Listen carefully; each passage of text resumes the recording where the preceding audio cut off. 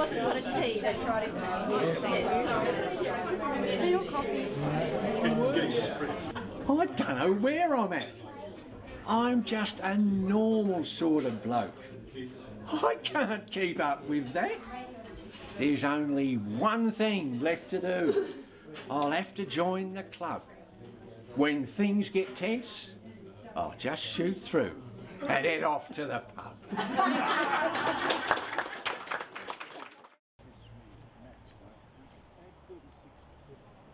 Welcome to my home.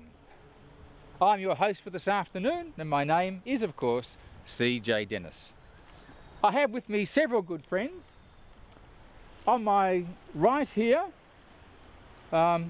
carrying an instrument not so familiar to the 1890s, but perhaps not entirely unheard of. Well, not really, because you played the banjo. And you played the guitar. Yes. Banjo. This is Banjo Patterson playing the guitar.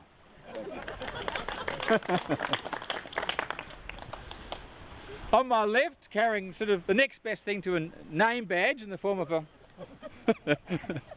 is my good friend Henry Lawson.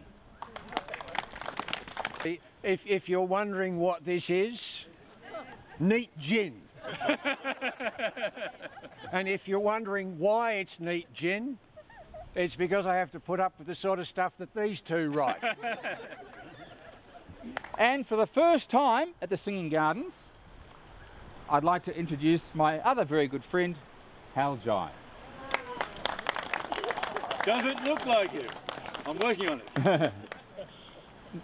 Many of you may not be familiar with the name Hal Jai. Hal Jai was Dennis's principal illustrator, or my principal illustrator. These days, I understand, if a writer wants to write a book to be illustrated, the publisher chooses the illustrator. But I wasn't having any of that. We were a package, we were a partnership, a deal. It was with Angus and Robertson. They took Hal and they took me together, or they took none of us, and they took us both. I remember the first time I brought Hal up here. Do you remember that story, Hal? I'm sure you do. Oh, I'm getting old. In the days when I was writing, most literary novels had noble, high-class heroes, and the lives of ordinary working folk were not regarded as being of any value at all, which is why I modelled Bill on the characters in the slums of Little Lonsdale Street in Melbourne. And my hero was an English poet by the name of John Masefield, who was doing exactly the same thing in England at the time. And when I was squatting in that little hut back in 1910, I had a newspaper paper clipping with a photograph of John Masefield on the wall. Can you imagine my excitement 20 years later when the man himself went out of his way personally to come and visit me at my property here? He initially thought we would meet at the offices of the Melbourne Herald, which would be the easy way to do it. But I wasn't all that well. I'm not going to go into the details. Suffice to say, I wasn't able to make the trip. I was camped up here. So John and I, we only had one day together, and it was I'm very lucky. It was beautifully documented. It was photographed. We wrote letters to each other. Letters have been kept, and we lounged by the lake here. And shortly afterwards, this wonderful copper beech tree was planted to commemorate that day.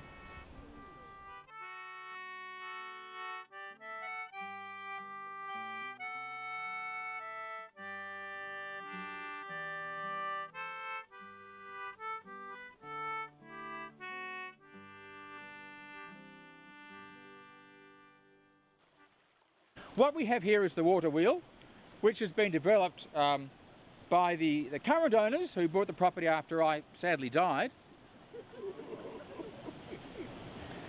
In those days, my wife and I, Biddy, we had a water ram here. And it's a hard thing to explain for me what a water ram is, but I've discovered, talking to my friend Banjo, that he's a bit of an expert on water rams, and he's going to explain to you. We had one on our farm in New South Wales. And it's a brilliant thing because it uses the energy of the creek to get the water level up, and with the valve closed you end up this kaplonk noise. But the energy of the river is used to save it up and then give a little squirt. And they go night and day, and you can move a lot of water.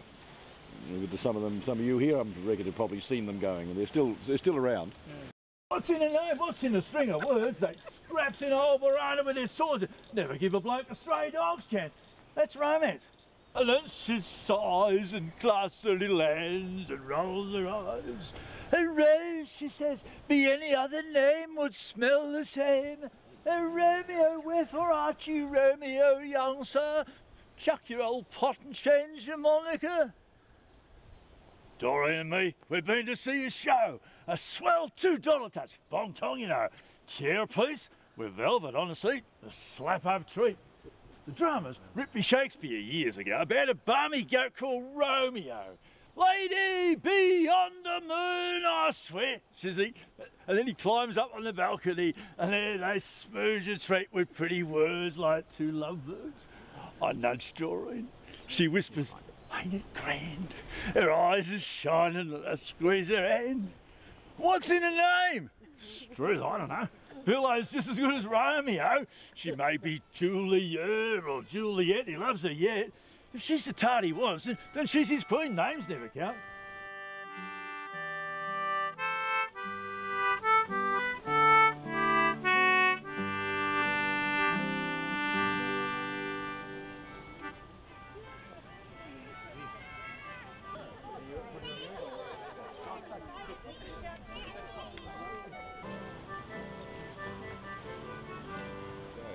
I'm here to see the wonderful marriage between Doreen and Bill.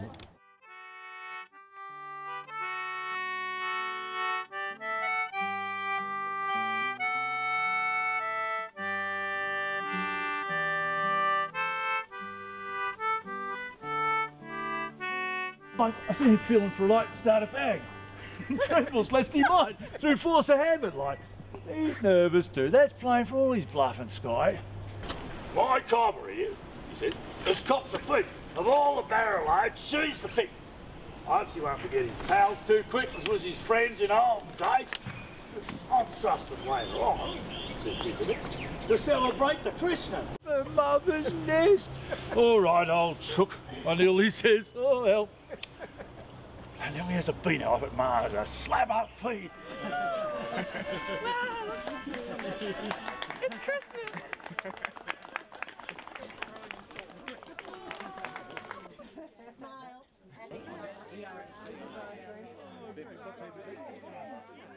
What we tried to do today was reenact the most famous story that Dennis wrote, which was the meeting, the betrothal and subsequent marriage of Bill and Doreen, his two heroes.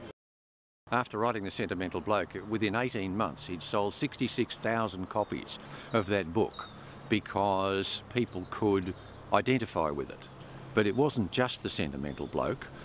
He also wrote satire with The Glugs of Gosh, and he also wrote a lot of semi-political comment poems that you can find in the Back Block Ballads. And then, of course, there are all of the newspaper articles that he wrote for the Herald, the columns that he wrote, which were commentary on events of the day. So he was, in his time, a contemporary poet who had the ability to communicate very effectively with everybody. And you've been following C.J. Dennis and for how many years?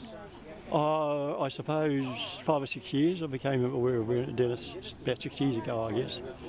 Yeah. And give me a bit of an overview on what you think of his poetry. I reckon it's very clever, it's beautiful, emotional. It's got the whole box and dice. Yep, very good, excellent. He touched the heart of a world at war.